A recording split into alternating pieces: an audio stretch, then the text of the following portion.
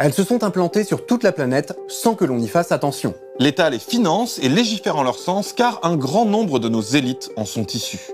Et même parmi nous, au sein de la population, se cachent des milliers d'individus formés par elles qui ont suivi leurs enseignements et en sont sortis transformés. Comme le disait le slogan emblématique d'une de leurs affiches dans le métro parisien, ils sont entrés rêveurs, ils sont sortis managers.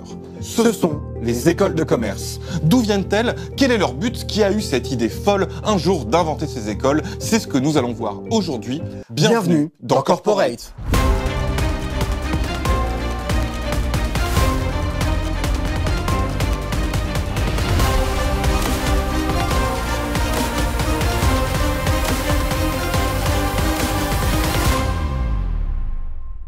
Les écoles de commerce, on en a tous entendu parler, même si on n'y a jamais foutu les pieds. On sait que si on y rentre, on arrête de rêvasser et on en ressort manager, promis à des postes bien payés dans des entreprises prestigieuses. HEC Paris a libéré tout mon potentiel et m'a offert des perspectives d'avenir sans limite. Bref, ce ne sont pas n'importe quelles écoles, ce sont les écoles du capitalisme. Des écoles de business où on vous forme au business. Mais concrètement, qu'est-ce qui s'y passe? Et surtout, comment ça marche? Alors, pour comprendre ce qu'est fondamentalement une école de commerce, il faut déjà comprendre ce qu'est une école. Et pour ça, il faut remonter à Charlemagne. Alors, non, pas du tout, hein. Charlemagne n'a absolument pas inventé l'école, il en a juste un peu rénové le système.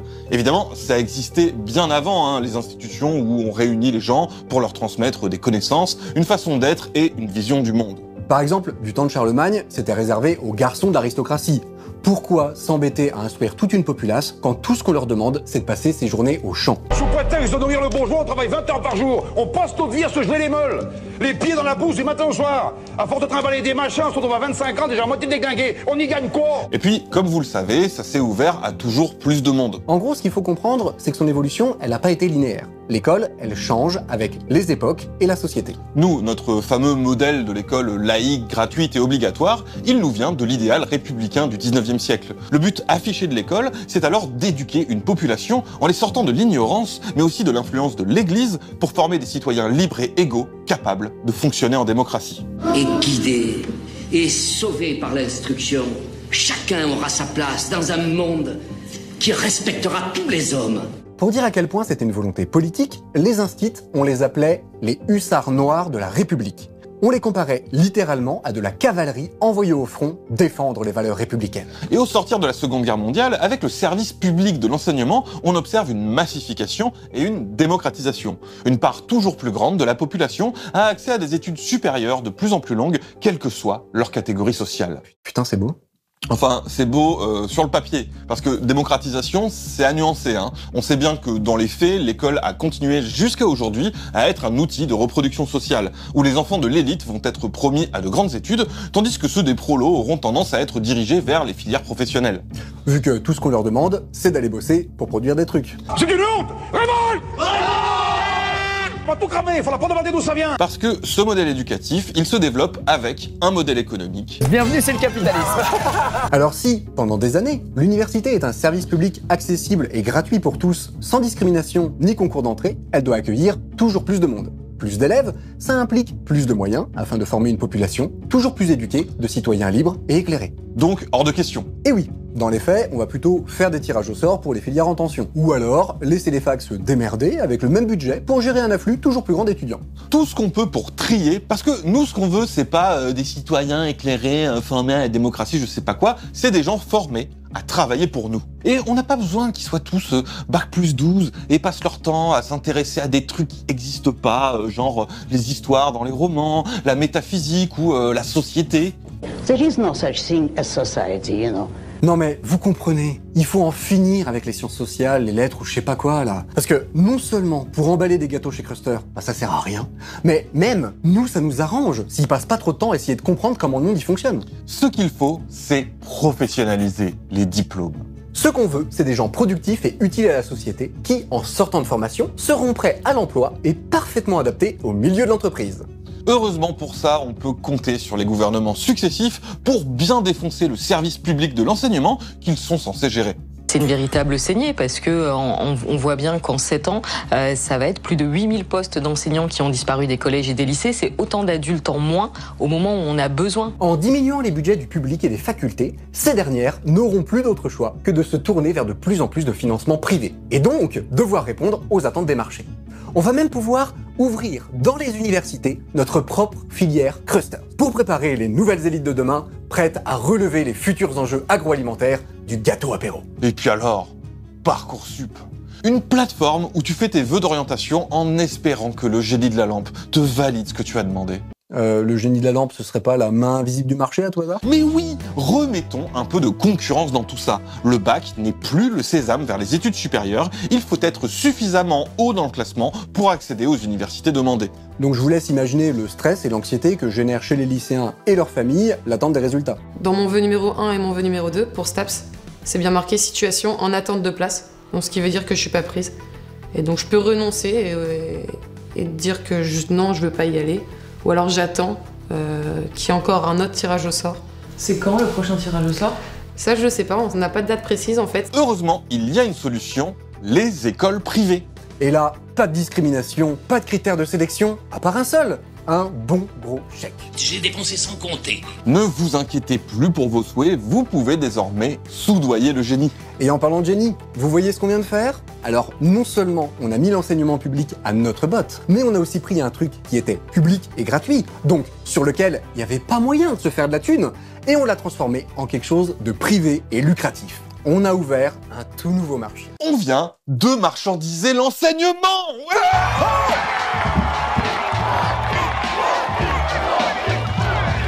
Et attends, tu sais quoi ? L'État verse quand même directement de l'argent aux établissements privés. Et l'école ultime dans cette éducation à la sauce capitaliste, c'est bien sûr l'école de commerce. Pourquoi ? Si on fonde notre propre école de commerce, la CBS, la Cluster Business School, elle va pas se contenter de littéralement former les gens au capitalisme. Dans une business school, c'est l'école elle-même qui est un business. Si l'enseignement supérieur ne peut plus garantir un brillant avenir à votre rejeton, alors il pourra toujours devenir manager. Ce nouvel Eldorado qui s'ouvre à nous, alors que les universités croulent sous la demande et le manque de moyens, on compte bien en profiter. Entre 2000 et 2024, on est passé de 63 000 à 250 000 étudiants inscrits en école de commerce. Autant de clients potentiels qui seront prêts à payer tarif pour accéder à notre formation. Et notre business model, il est en béton. Parce que si on y réfléchit bien, une école, ça nécessite pas tant d'investissement de base.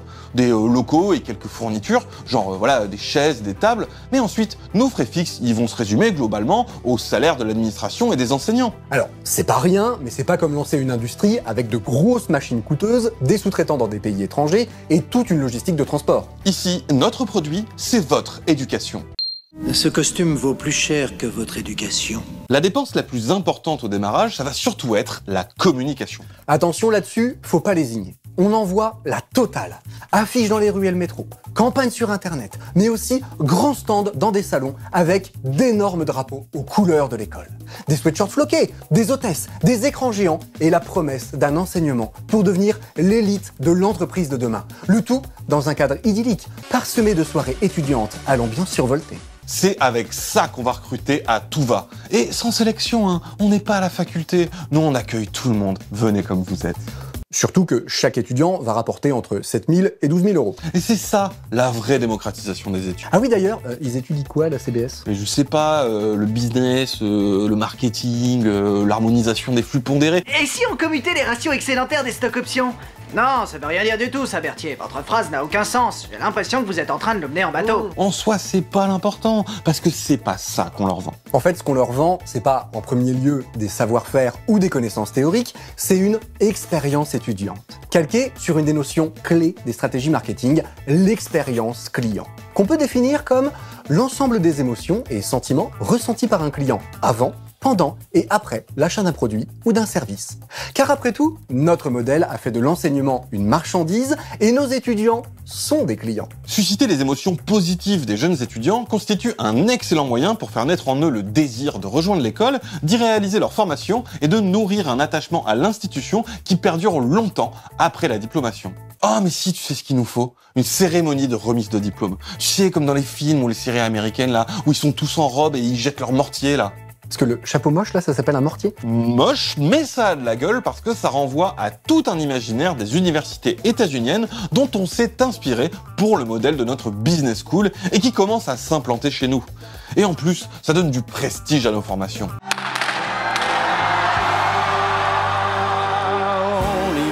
Encore au temps des Gaëls et de Cromwell, au rythme des pluies et du soleil, au pas des chevaux. Parce que l'important, c'est de se brander comme des Américains. Donc tu sais quoi, notre école, il faut rajouter CBS Business School. Oui, mais non, CBS, il y a déjà, en fait... Mais je te dis que ça fait plus sérieux et américain. Regarde à Toulouse, ils ont pas hésité, eux. L'utilisation de l'anglais favorise un emploi systématique de signifiants vides, c'est-à-dire des mots généralistes sur lesquels les écoles de commerce bâtissent leur image de marque, en essayant de réunir en une poignée de termes toutes les attentes supposées des étudiants. Des expériences internationales, des stages professionnalisants, des cours intéressants et la possibilité de construire leur parcours comme ils l'entendent, tout en participant à une vie étudiante riche et animée. Ouais, bah donc c'est du bullshit quoi. Mais le bullshit, ça fait vendre, et tu le saurais si t'avais fait la CBS Business School. Bon, on pourrait se contenter de faire notre école de commerce bas de gamme, à 7000 balles l'entrée, pour se faire de l'argent facile. Il y en a qui se sont pas gênés, hein. Mais chez Cruster, on n'est pas des gains petits. On va pas s'arrêter là. Nous, ce qu'on veut, c'est être au top du classement. Vous savez, ces classements de grandes écoles en concurrence à travers le monde, qu'on voit passer tous les ans, et bah c'est ça qu'on vise. Parce que l'enjeu de ces positions, c'est ça qui va faire la renommée de ton école. Et donc, combien tu vas pouvoir facturer. Et même être valorisé en bourse. Ah mais carrément. Le groupe de l'INSEC, par exemple, il pèse presque 1 milliard. 1 milliard? Ouais, parce que quand on vous dit que c'est un business, on parle pas d'un stand sur les marchés de Noël, hein. Là, on entre dans la cour des grands. Mais comment on fait ça? Déjà, on peut se trouver un positionnement, une spécialisation. Entrepreneuriat, gestion, finance, comptabilité, qu'importe. Ce sera toujours plus facile d'apparaître dans le top 3 d'un magazine spécialisé dans un de ces domaines plutôt que de concourir face à l'ensemble des écoles. Mais pour atteindre les bonnes places, on peut pas faire illusion avec 3 paillettes sur des cours tout pinés pour appâter le chaland des œuvrés. Ça va exiger un peu plus d'investissement dans le volet pédagogique. Pour avoir une école auréolée d'une image de savoir et de connaissances haut de gamme, il va nous falloir un max de publications dans de vraies grandes revues scientifiques. Et donc, des vrais chercheurs, des pointures, des profs de renom déjà bien établis qui vont pouvoir rayonner sur le nôtre. Et pour débaucher les meilleurs de la Ligue 1, comme au foot, on sort le chéquier.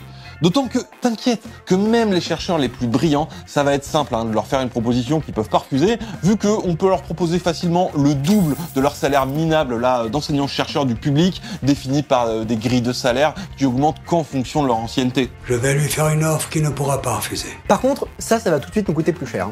Parce que on parle quand même de salaires pouvant aller jusqu'à 100 000 € l'année. Heureusement, on pourra utiliser tout ce prestige nouvellement acquis pour aller chercher des financements privés ou augmenter les frais de scolarité. Oui, puis ils peuvent bien cracher au bassinet, vu comment ils vont avoir un enseignement top qualité. Non, alors ça, vraiment pas la peine, parce que notre business model va pouvoir recourir à une botte secrète, la dualisation de la main-d'œuvre. Ah oui, ça c'est une technique déjà bien éprouvée dans l'industrie, où tu vas réserver des postes très qualifiés à une élite d'ouvriers au contrat stable et correctement rémunérés, et laisser tout le reste à des précaires remplaçables facilement. Ici, on va juste faire pareil avec notre équipe pédagogique. Nos chercheurs prestigieux, on va les choyer avec des horaires stables, leur salaire stratosphérique et surtout, on va les laisser tranquillement continuer à chercher sans aucune obligation d'enseigner. Hors de question d'aller les emmerder avec l'éducation des élèves. Tout ce qu'on veut, c'est qu'ils continuent à produire des papiers de recherche. Pour l'enseignement, on préférera des intérimaires avec des contrats courts, des temps partiels, faciles à licencier et le plus beau, qui ne vont quasiment rien nous coûter. Ce double système de permanents renommés et de subalternes remplaçables va avoir une autre fonction, insidieuse mais implacable, puisqu'elle sert de menace implicite. Alors je m'explique. Si nos chercheurs éméritent, ils publient plus assez, que leur renommée, elle décline, et ben on les bascule dans la catégorie des remplaçables. Ce ne sont tous, après tout, que des salariés. Quel merveilleux moteur de motivation. Mais attends, cette stratégie de dualisation là, est-ce qu'on pourrait pas l'appliquer aux étudiants ? On prend n'importe qui pour se priver d'aucune manne financière. Mais rien ne nous empêche de créer deux filières. Une parcours grandes écoles, qu'on pourrait aussi bien appeler prestige ostentatoire ou simplement parcours petit bourge, pour les étudiants stylés, sortis de classes préparatoires avec un fort capital culturel et les meilleures notes au concours qui vont renforcer le prestige de l'école. Mais ce serait dommage de refuser quiconque est prêt à payer. Alors, on met aussi en place un sous-diplôme pour les étudiants passés par l'université, les DUT ou encore les BTS. Et je te rassure, hein, cette seconde formation, elle coûtera tout aussi cher. Mais tant qu'on y est, d'ailleurs, on peut décliner la gamme à l'infini, comme si c'était des paquets de gâteaux apéro avec des labels de diplômes, les masters spécialisés. Après tout, l'éducation est un produit comme les autres. Spécialisé en quoi? Dans ce qu'on veut, le design, le management culturel ou les organisations sportives, peu importe, puisque de toute façon, ce n'est même pas reconnu par l'État, mais ça fait quand même vachement bien sur le CV. De plus, ça peut aussi attirer des étudiants diplômés dans d'autres établissements, désirant une spécialisation en management. Mais en échange des 30 000 à 60 000 euros qu'ils ont lâchés pour notre prestigieuse école, on leur offre la formation qu'on a promis. Des années d'études rigoureuses, avec des journées chargées dont ne sortiront que les meilleurs, des managers aguerris aux méthodes infaillibles. Oh là là, mais surtout pas! On les laisse tranquilles, c'est des clients, ils ont payé leur diplôme. Non mais attends, du coup, ça vaut vraiment rien. Non, alors, je te rassure, même si certains, comme la Trump University, sont des arnaques pures et simples, nous, à Cruster Business School, on va tenir notre promesse, à condition de bien comprendre ce que l'on vend vraiment ici. En d'autres termes, comment ça marche pour que quand on fait entrer un rêveur, de l'autre côté, ressorte un manager? Déjà, notre rêveur, il rêve de quoi? De base, normalement, s'il vient là, c'est pas parce qu'il rêve de lendemain qui chante, d'apprendre à organiser une ZAD ou de monter un groupe de post-rock anarchiste. J'aurais voulu être un artiste. Non, ce qu'on lui a vendu, c'est d'entrer dans l'élite entrepreneuriale, de fonder la prochaine licorne de la French Tech, de devenir un des décideurs de demain. Les décideurs! Ça te va, les décideurs? Bon, alors, assez vite, il va devoir piger qu'en réalité, la plupart d'entre eux sont destinés à occuper des places de cadres supérieurs dans une des fonctions support des entreprises. Très peu de chances de devenir Tony Stark ou Largo Winch, mais plutôt un énième Berthier, un rouage parmi d'autres de la logique du système capitaliste. Donc, de toute façon, à quoi bon s'investir dans des activités purement scolaires pour développer des compétences théoriques limitées pour des métiers qui n'en ont pas besoin? C'est pourquoi j'interviens à tout moment en tant qu'acteur américain d'entreprise. C'est un boulot qui n'est pas facile, mais j'aime bien relever les défis. Le journaliste Emre Sari, lui-même sorti de HEC, a documenté dans son mémoire sur cette école prestigieuse que la moitié des étudiants n'ouvraient leurs cours que la semaine précédant les examens, voire ne révisaient une matière que quelques heures avant. Et comment les emblâmer? Puisque de toute façon, comme on l'a vu, notre modèle a tout intérêt à valider un maximum les diplômes et que notre type d'apprentissage repose sur du bachotage brut de décoffrage. Alors, c'est vrai que pour des étudiants qui ont fait prépa et qui se vivent comme des machines de taf prêts à sacrifier leur vie sociale pour devenir les cerveaux cosmiques de la planète, ça pète un peu la justification méritocratique. Là, on leur propose d'acheter purement et simplement leur diplôme avec l'argent de papa-maman. Bon, évidemment, il y en a qui n'ont pas autant de privilèges et qui doivent s'endetter et trimer en parallèle. Mais du coup, il voit bien qu'à côté, John Maxence, il a juste eu à sortir un bon gros chèque pour obtenir la même chose. Et en réalité, probablement mieux, puisque lui, il aura tout le temps de s'investir dans les activités de l'école et ses structures associatives, ce qui, comme on va le voir, est plus que crucial. En fait, ce qu'on propose, c'est l'inverse de cet idéal de la méritocratie, avec d'un côté des enseignements pas ouf et pas tant exigeants, et de l'autre une énorme place accordée à la vie sociale parascolaire. Résultat, quand on les questionne, une majorité des étudiants d'HEC se disent pas satisfaits de leur formation. Mais c'est là où il faut que tous ces rêveurs de la méritocratie se déconstruisent pour adopter le bon mindset. Celui du manager qu'on leur a promis de devenir. Faut qu'ils pigent que l'objectif, il est pas là. C'est pas un bug, les gars, c'est une feature. Ce qu'on cherche, au contraire, c'est précisément la déscolarisation.